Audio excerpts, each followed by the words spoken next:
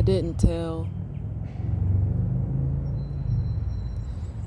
because I didn't want to talk badly about a person that I loved, that I chose to love. That, like, I'm a wholehearted person, right? And I find myself being wholehearted. I don't even find myself, it's not an accident. But I come into things wholeheartedly because I know who I am, and I know that I know that I'm able to own everything that happens in any experience that I have, that I go into wholeheartedly. You know what I mean? Like, if I know that I'm going into any experience that I have being the fullest version of myself in that moment, of course I'm not going to know that the person I am today is going to look back at some of the things that I did yesterday and all of the other yesterdays and be like, girl, I wouldn't do that. And in those moments, I didn't know what I didn't know.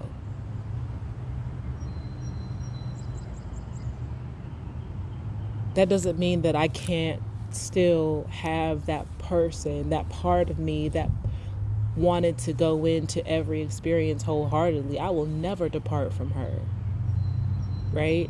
That was attached to the people pleaser, the one that she went in wholeheartedly, not just because she thought it was safest to do that, but because I love you.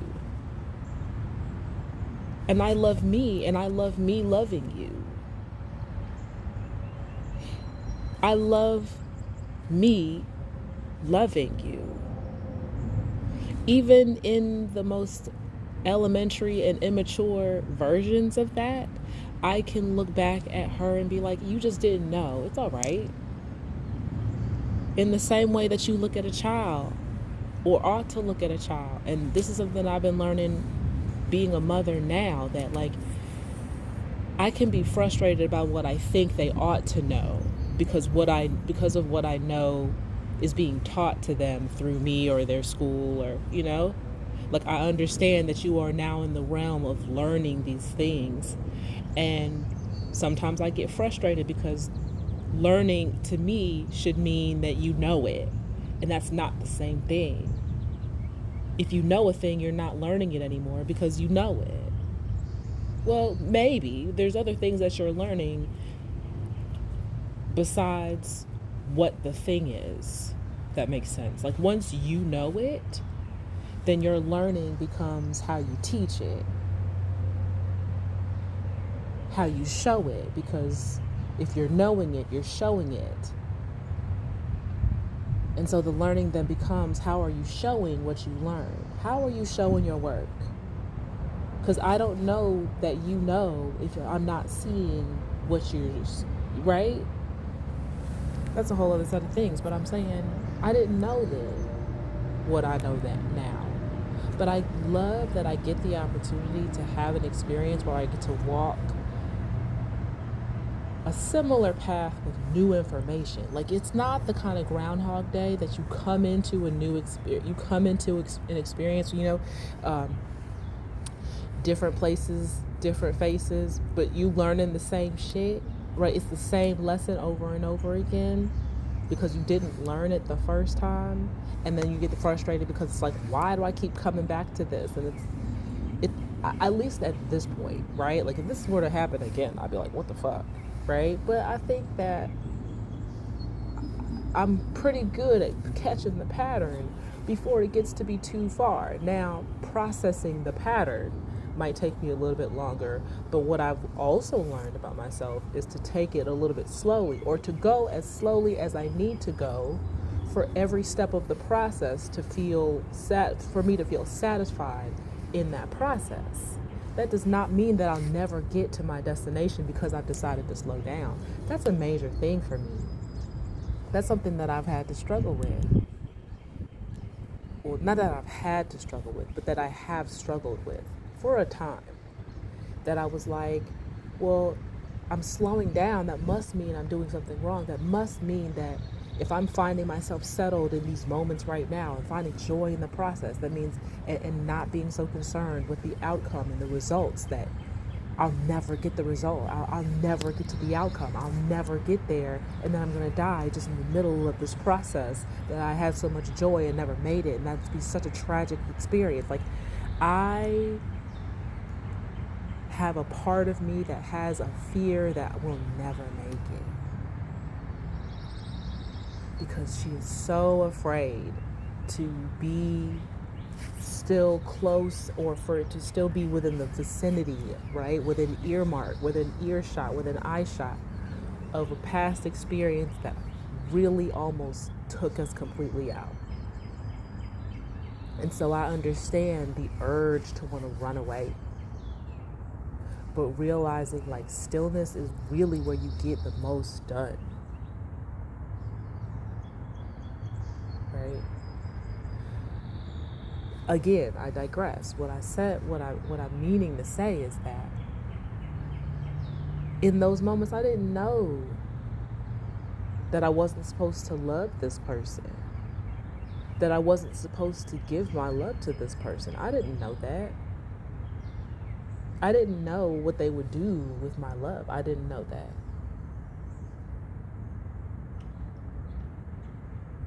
And I didn't know until they did what they did with it.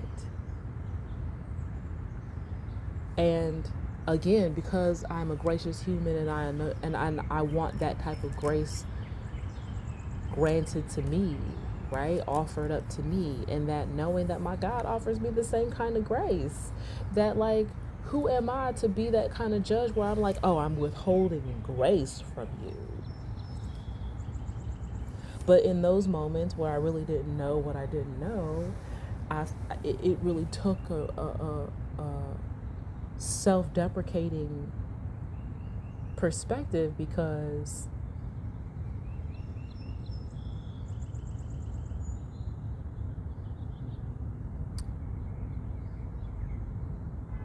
I needed them to know how much I loved them for every time they did something that was not lovable. Like something needed for them to know that there was still love available to them, while not realizing that there were some people that were just unlovable. They were so far gone from the love that they needed that they were just unlovable. They are. You're not supposed to love them. And they will never get to the love they need and they so desire and so crave. They will continue to siphon the pure love out of other people until they reach their demise, where they reach that one last point where they will leech on to the wrong vessel, but the right one for them. And it will crumble from there. But again, I didn't know that. And so in the times where I'm not saying what happened to me because I loved this person so much, it was that I didn't want to say anything bad about a person that you know what I'm saying? I didn't have to tell anybody how much I loved this person. It wasn't like a shouting or raising my voice of how much I love this person. And maybe I was also still doing that, right? And maybe that's what felt like it made me even quieter, when I was really out loud about how I loved this person, while behind closed doors and when things were really quiet and there was no other chatter happening with the things they were doing with my love that was so unlovable, that it made me feel like, oh, maybe I shouldn't. But it was also, again, self-deprecating in the sense that I wasn't telling those things because in the era of social media where everything is fake, we only showing highlights, and that we're shaming people that show their emotions, the ones other than anger, right? When they're showing their sadness, and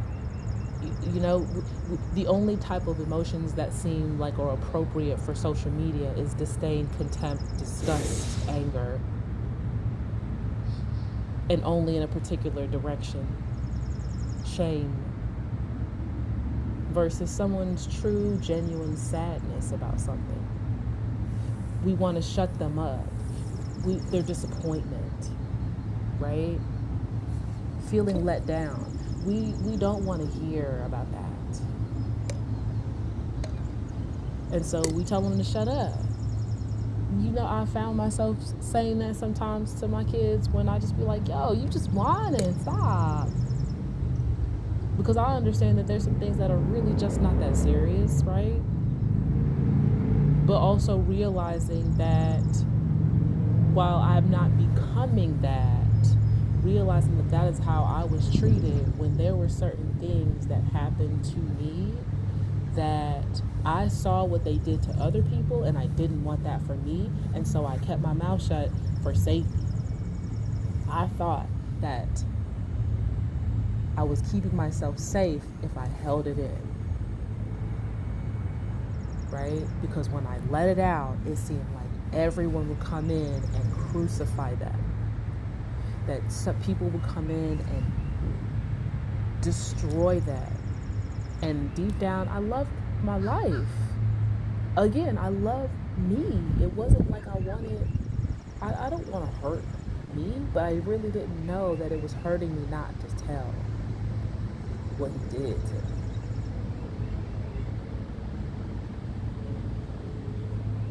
While I was loving him.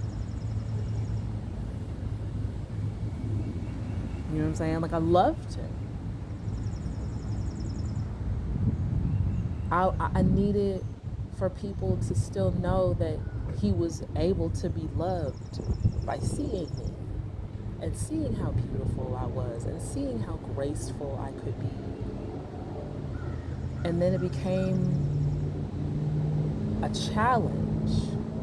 One at first that I owned and felt like, okay, I'm owning this challenge and seeing how graceful I could be while holding in all of his transgressions and while he's looking at me, and after the first time realizing that I wasn't going anywhere, that for him it told him that he didn't have to show remorse because I wasn't going anywhere and I wasn't saying anything, that I stood still and didn't say anything. Damn near didn't blink. I was frozen. But he didn't know that. What he saw was that there was no repercussion, that there was no consequence. And so the part of him that may have had a little bit of, right, that may have still been intact, that last thread that might have still been intact, had I said something, had I done something, for him to be reminded, don't do that with me.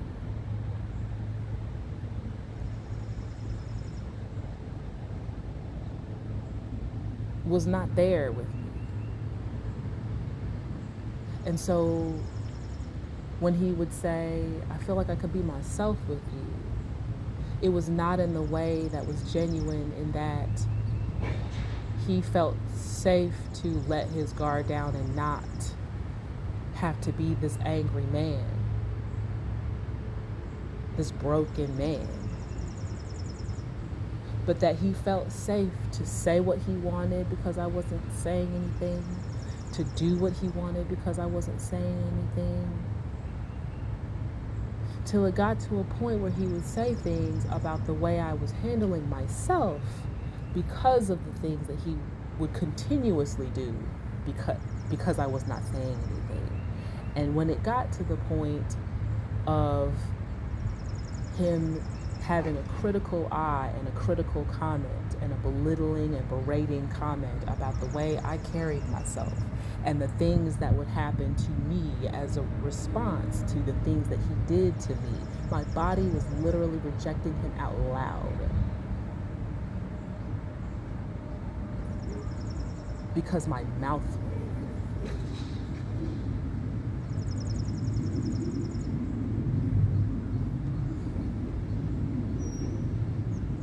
And whether he knew that and just didn't give a shit and thought that that was an issue, that was a me issue, or he didn't know that, but still did not care about how he could be supportive in helping me fix it.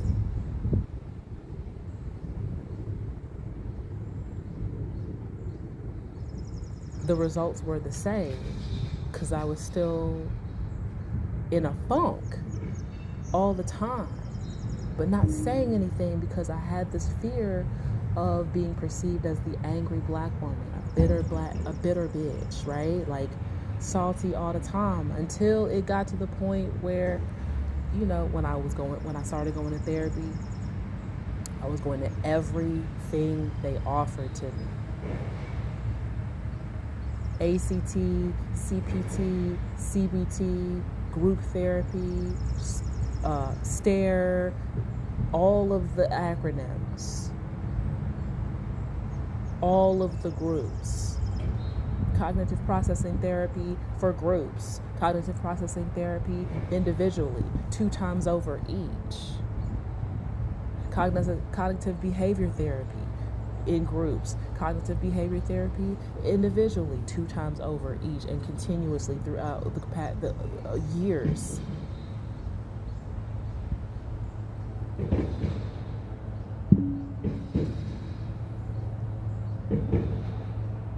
And then just staying connected to the support system that helped me to realize that, like, it wasn't that they were telling me, no, you shouldn't be doing this, he shouldn't be treating you like that, nothing, but also not judging me for staying still and not knowing where I was supposed to go. And even while I was in that moment, being like, okay, let me just find a little bit of joy while I'm in here, because now I'm aware that this is not what life is supposed to be like, and that's painful. I still got to find some joy somewhere. So even in those moments where behind closed doors, where it is quiet and I haven't figured out how to muster enough strength to say something about what's actually happening, I'm still going to smile and have joy about the life that I still get to have, despite the disgusting things that I have allowed this man to do to me.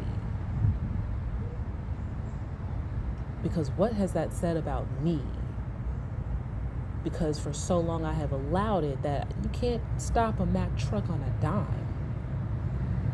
Even waking up to realizing I was married to my trigger.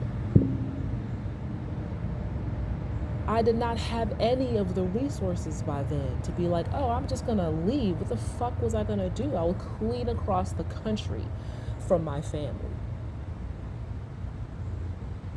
And real shit, they weren't going to be able to really do for me what I needed.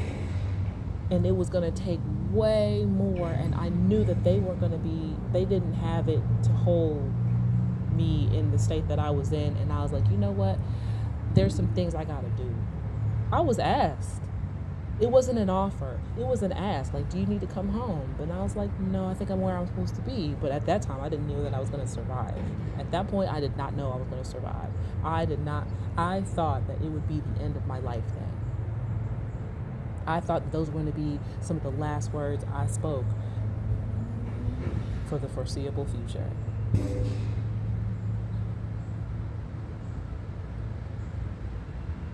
But I kept working because I was like, the image of Beatrix from Kill Bill, like punching her way out of that grave, out of that coffin. They buried her 6 feet under is how much I did not say anything. And how much I fucking loved you. And you sat there and looked me dead in my face and beat me to my last leg. Looked me dead in my face and was cool with letting them bury me. You was cool with burying me and walking away and leaving me for dead. You was cool with that. And still, for a long time, I did not get angry because of the perception of being angry and the fact that it felt like it was unsafe for me to be angry. It was less safe for me to be angry than it was for me to show that I wasn't angry, even though I was boiling. And the internal boiling had me prickling and smelly. Anxiety attacks on me, I already know when it's about to happen because I get prickly and I get stress sweat, and my stress sweat does not smell good. At least not to me. I don't know what anybody else might be smelling because I don't be around people when I get to that point. But that's my self-awareness that I've grown into at this point. The thing is, where there's some people that have not done this type of work, and then they do find themselves repeating the 6th grade, repeating 7th grade, and mad at the teacher because the teacher is frustrated that you in the 6th grade again. I mean, again, I have to give you grace because you're still learning. And I'm also like, I see the reason why you're here, and it has nothing to do with a learning disability or any kind of support that you need that is available if you ask for it, and if there was enough wherewithal within you to humble yourself enough to get help.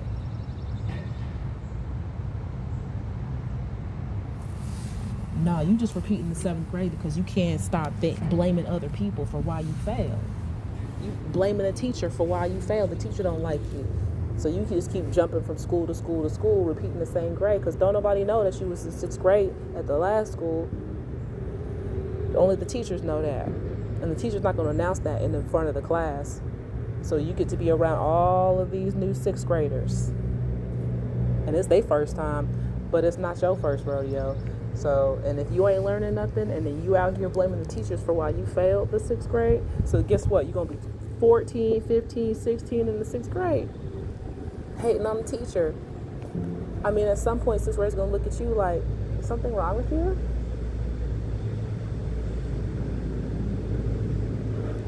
Why are you so old in the 6th grade?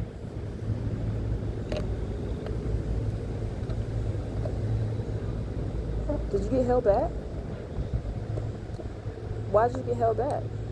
And they probably don't even need to ask you that, because if they're sitting in the class with you long enough, they're going to find out. You don't know how to read. You could barely write your name. But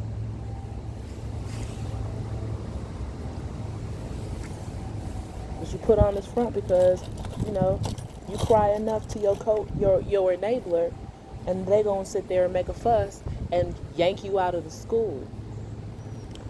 And if you're that much of a good manipulator, guess what you gonna do? Pick fights covertly, so that it's not like you out here starting fights necessarily. You're gonna bring that frog to the boil, right? You're gonna raise the water to a boil with the frog in it. Because what the fuck does it matter? Like, frogs jump out of boiling hot water, yes? But they don't if the water is warm enough for them to step in and be like, ooh, this is nice.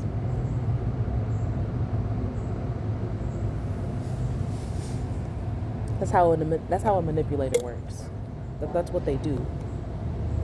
That's why it's hard to leave. You think it's hard to leave because every time I try to leave, they pull a knife on me. I had that happen. Pull a fucking knife on me.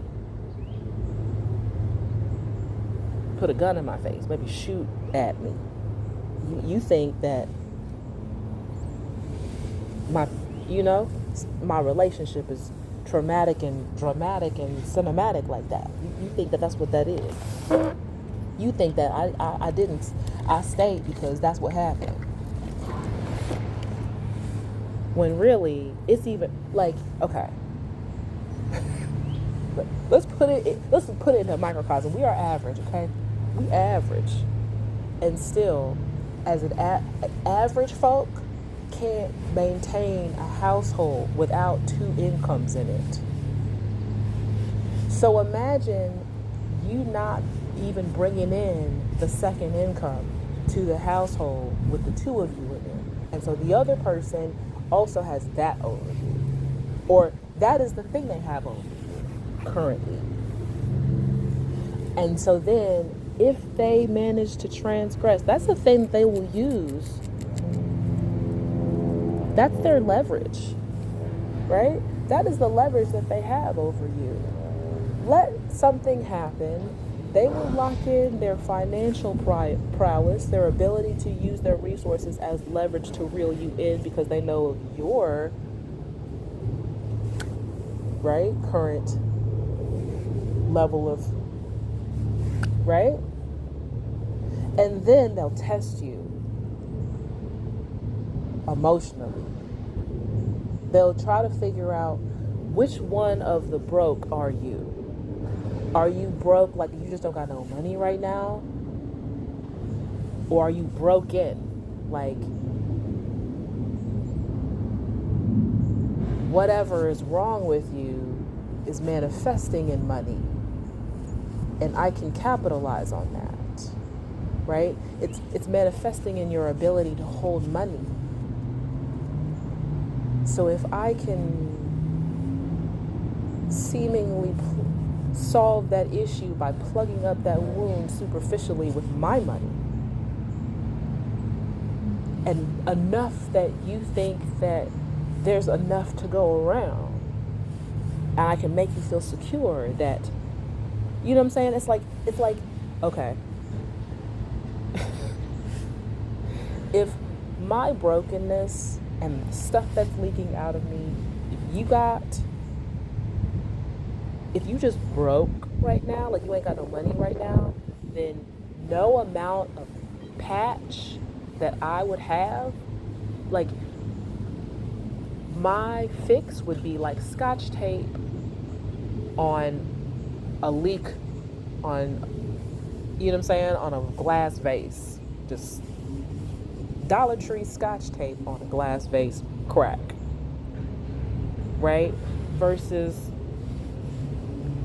if you broke it,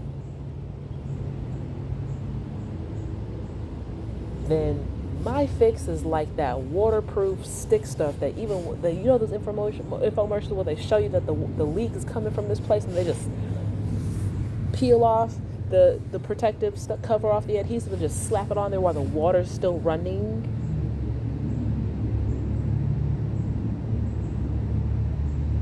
And it closes up the leak.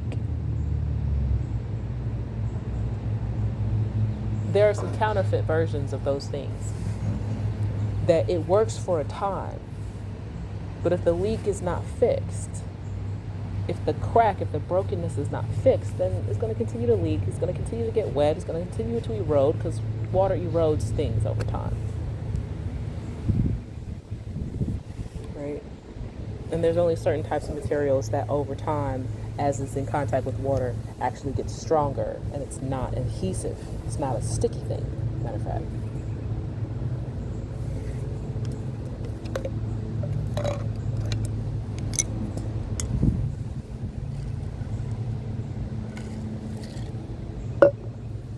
But imagine getting into a relationship with somebody like that. You wouldn't go anywhere. And if you didn't know that you were broken before they found out that you were broken, right? Because up until that point, you might think that you're a giver. You are the people pleaser.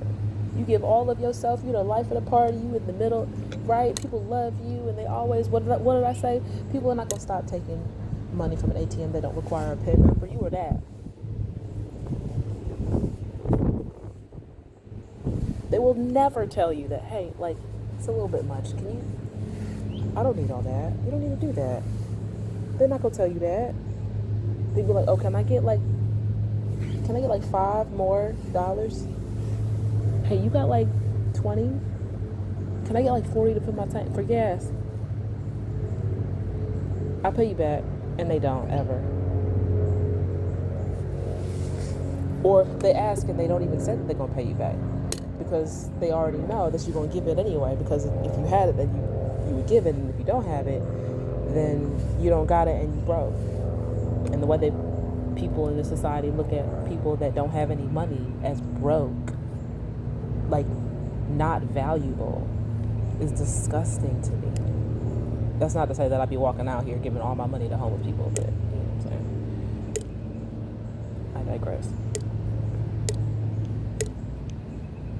But a manipulator will look at you like that and think that he's actually doing his big one, doing a service to the community, for taking you off of the streets, of these rough streets, and caring for you in the way of managing your monetary needs, and then making it real ironclad in that not only am I taking care of your basic monetary needs, just basically in the way that maybe you would do it for yourself, let me do it so big that if I leave, it's going to be real hard for you to make that up. You're going to really feel how it feels for you not to have access to me if I don't.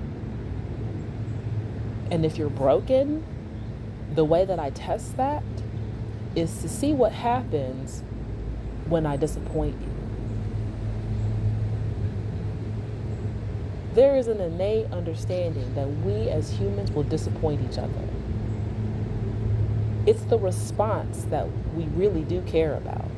We care more about how that person makes us feel when we disappoint them.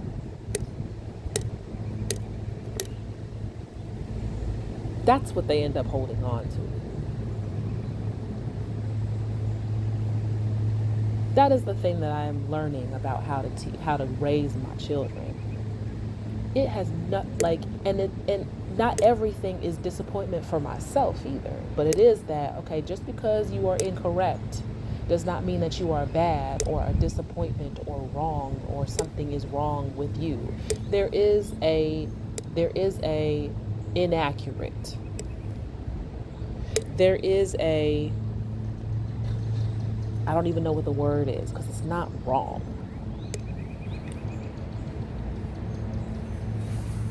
But a manipulator doesn't know that. And neither do you as a broken person.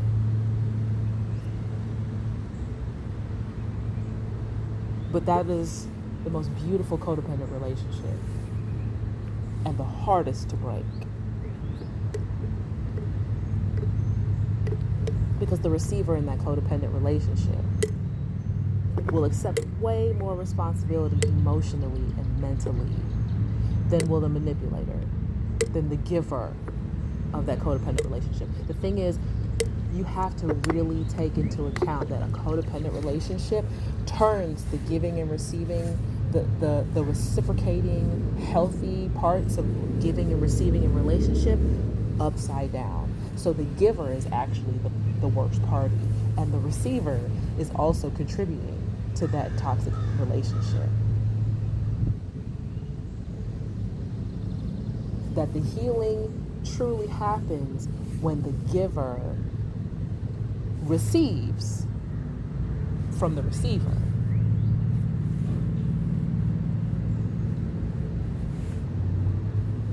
And not from the standpoint of a taste of their own medicine. Because it's just, but you have to purge that party because vengeance is, right? Just the thing about vengeance. The Bible does say some things about vengeance. I don't know where we get this turn the other cheek part and we forget that God also said vengeance is mine. I want a front row seat to that shit. Especially if I'm being patient and being still and letting and trusting that you gonna take vengeance, you gonna avenge me because you saw what this nigga did to me. You saw it. And part of it, it's both and. You want me to stay still. Know that I am God, and God will avenge me.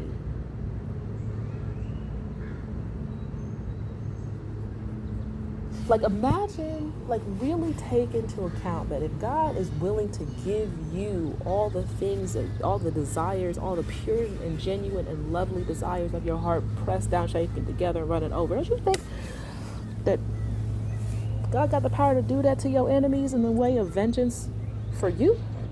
I want to see that. I really want to see that. The type of stuff that I have been through, especially in relationship with the people that I should not have been in a relationship with, and I didn't know at the time that I didn't know what I didn't know. Don't you think that once I've come out of that, and praise God that I got to come out of that I'm like, wait a minute though. Praise God. Thank you for bringing me out. So what's you know, you don't have to tell me what's about to happen to that man, but can I watch?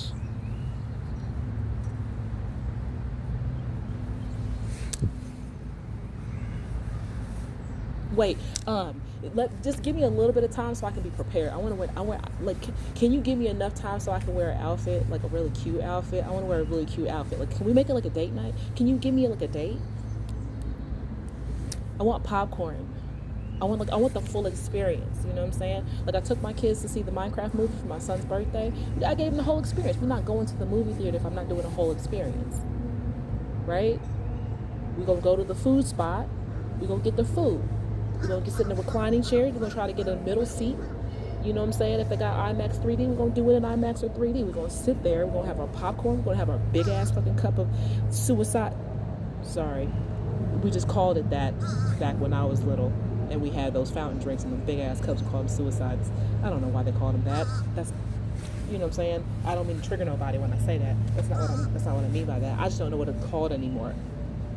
I don't know what the word for the mixed bag of all the drinks on the like, while we mixing high C fruit punch and root beer. I don't know. I didn't care. It was amazing then. It's disgusting now. I know that I'm not gonna do that no more. But I was just saying, we're gonna get the full experience. You can have a candy. Like, listen, we're not gonna go extra ham, obviously. But yeah, you're gonna get one. You can get one of everything. Get a hot dog. Get some popcorn. You know what I'm saying? Matter of fact, when I bought those tickets, I bought the good tickets to the 3D show, and it came with these really cute, like, creeper popcorn buckets. Them shits were huge. A medium sized bag of popcorn fit into, like, a medium sized bag of popcorn at the movie theater fit into that little creeper thing with room to spare. Okay? Each of my kids got one of those, and the movie theater we went to had these tiny little cute little, you know what I'm saying, popcorn seasonings. Each of them got one of their own, with a hot dog and a thing of candy and a big ass drink. You know what I'm saying? You know I had to buy water because, listen, we're not about to be full ass crash outs, but listen, you're gonna get the full experience. We gonna go off. We gonna go off. God said I could have that. When I'm talking about press down, shaking together, running over, I want that type of experience when I get to see. And the matter of fact, there's verses in the Bible that also let me know that God will let me have that too. I want that. That's what I want. Especially if you're saying that my obedience will allow me to have that. Listen, you mean to tell me that I don't actually have to, I can get my nails done as long as I want, because I won't have to actually go to the front lines and make sure that he gets what he get. And he's still gonna get what he get. I don't gotta get blood under my fingernails. I don't gotta get nobody else's DNA under my nails besides my own. If I'm scratching my scalp or scratching my ass. You mean to tell me that my toes can be done? I could have taken a shower before this. I can come with my boyfriend. We can watch together.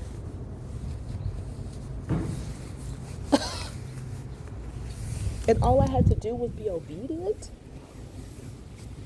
Have gratitude, obedience, and discernment.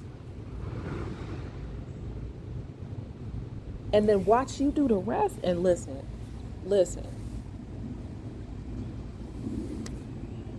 It's amazing what a man will do with the power he thinks he has over you when you don't say anything. Meanwhile, God is like, don't say nothing, I got you. Don't say nothing, I got you. While also understanding, like, you also have to be so obedient that you're not just sitting there like a, you know what I'm saying? God gonna tell you to move, and you need to move also. And some of them will feel quite violent to you because you're so used to the softness. So some of the obedience will be with the purpose of hardening you for you, not to be nasty, right? So those are the boundaries. Those are the boundary issues that people pleasers tend to have, where the first time they say no, it feels like shit because it feels like you being a bad person. It feels like you being mean, and that the person that's trying to get that part out of you is gonna sit there and kind of whine and throw a tantrum like a child and be like, "Oh, you're so mean." Yes, but I also still said no. So there's that. Then comes in the no weapon formed against me shall prosper. So I'm gonna say no. I'm gonna stand on my no, and I bet you're not gonna try nothing, because I promise I've been fortified with what happens after my no has been violated. It's beyond just, electric barbed wire fence. I learned to shoot. I'm a sharpshooter and ambidextrous. So I didn't just sit and in my prayer closet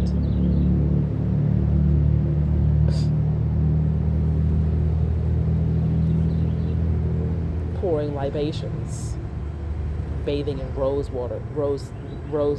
petals and milk water. I mean, listen, I do my training, and that's the thing I get to do after that. So don't really take it with a grain of salt, these type of like aesthetic healing, social media pages that show you like, oh, all these things. No. That comes after the nasty work. You want to do the nasty work. You really do. I feel more accomplished when I can take those rosy, flowery, citrusy milk baths after I done some nasty work. Because God be like, good girl. And I'll be like, thank you. Because yeah. But I promise you, God moves through people. You don't think God's going to be moving through me while I'm in my prayer room? You think that because I'm a prayer warrior, that the warrior in me not going to come out because you tried to violate my no that I've been practicing and fortifying, and I'm going to be tested every time I say no. That's the point, though. A warrior. And a healer. Ooh, dangerous work. It's almost like I regenerate. Like, you really can't. It's like those boss fights where they got like more than one bar and it's a regenerating bar. Like, how much do you actually have to do to kill that boss? It's frustrating, ain't it? When you thought you had enough ammo to do the dirty work, and it's like, oh man, I just ran out, and now you done hit me with a deep ass blow, and you regenerating now while I'm trying to recuperate, because my life bar don't recuperate or regenerate, but mine does, because again, I'm a warrior and a healer. So there's some things that come along with that. There's some training that comes along with that. God has been real good to me.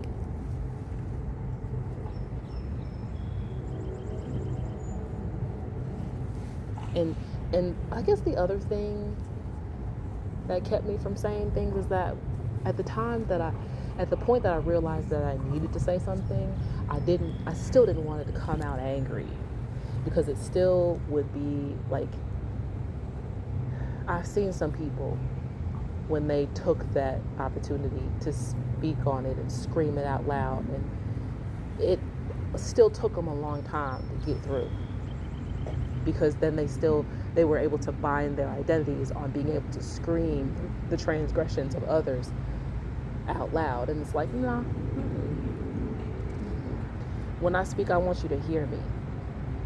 I don't want the message that I have to get lost in the emotion that you feel, because you're gonna feel all of it, but I really want it to be like a sharpshooter, like sniper, like I want it to be sharp. So when I get to the point of not crying and my voice not breaking when I speak on the things that you did to me and the things that I allowed you to do to me, when my voice doesn't crack when I say it to myself, when my voice stops cracking when I'm speaking it to myself, is when I know I'm ready to speak on it out loud.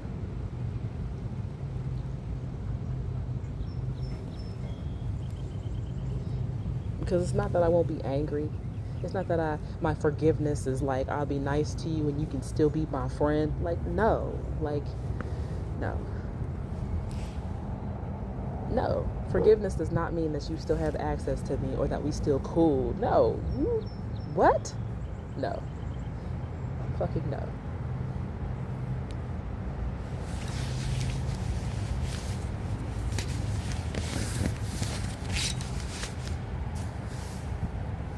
Just I know you're gonna be mad about the story I tell. Because the story that I've been telling about you has been so beautiful.